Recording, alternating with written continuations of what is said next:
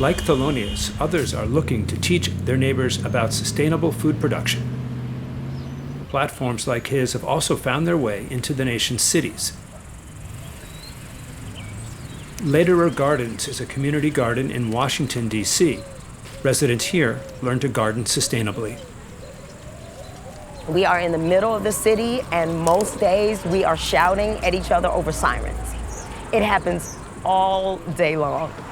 There's, music blaring from the cars.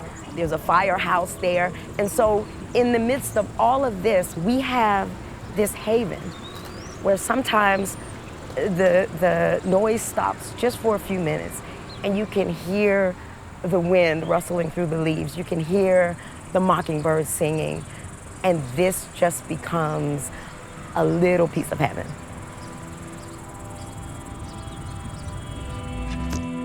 My name is Watani Hatcher. I am the Parks and Environmental Division Manager for the Department of Parks and Recreation in Washington, D.C.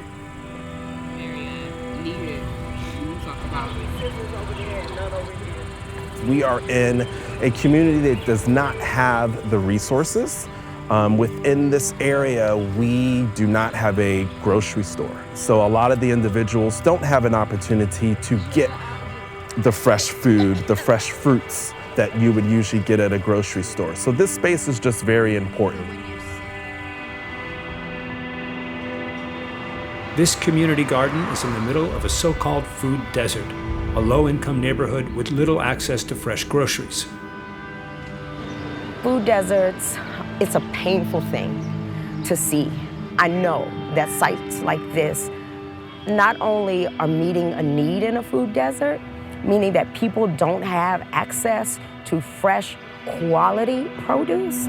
Being in a food desert has been challenging for us, because at lunchtime, if there's nothing growing here, all we have is 7-Eleven and Subway.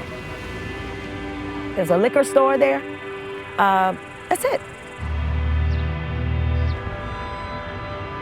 The district is split up into 8 wards. Unfortunately, Ward 7 and Ward 8 have never been part of a development or an improvement plan within the city. So Ward 7 is probably our second most impoverished community. We're both in a food desert. We also have the lowest income levels. Ward 7 and Ward 8 are Washington, D.C.'s poorest neighborhoods, located just a 15-minute drive from the White House. There are only 3 supermarkets catering to the 160,000 people who live there.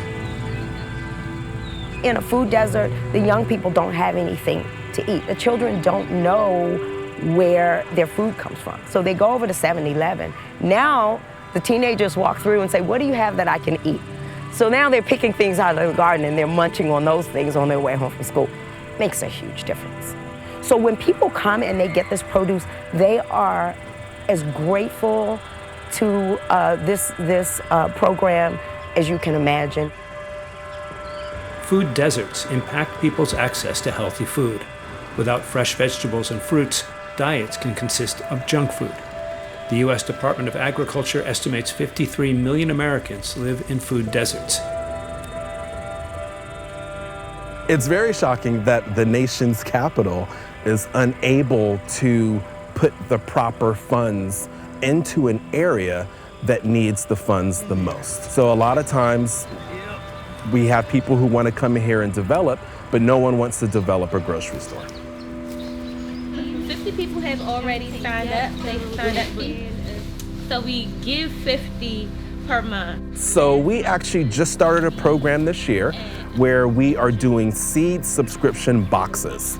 In these boxes, we provide an information sheet that talks a little bit about what we're giving them. We also choose seeds that we allow community members to grow within their home. We provide the soil, we provide the container to grow the plant with the hopes that they're successful with producing their own food on their table. So let's see, in this box, I would love if you can sign most if not all of the watermelon seeds in this in this box, and then we'll put one watermelon seed in each. Yep. And we'll also add a salad mix into each box as well. Hopefully that will. So are they getting the whole pack or the seeds? Yeah, they're going to get the whole pack of seeds. Okay. Yeah. First I thought you were like one seed. Oh no! That would have been so petty.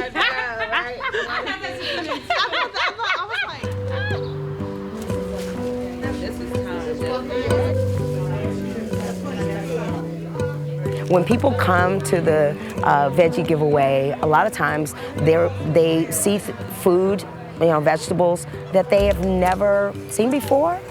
They've never heard of it.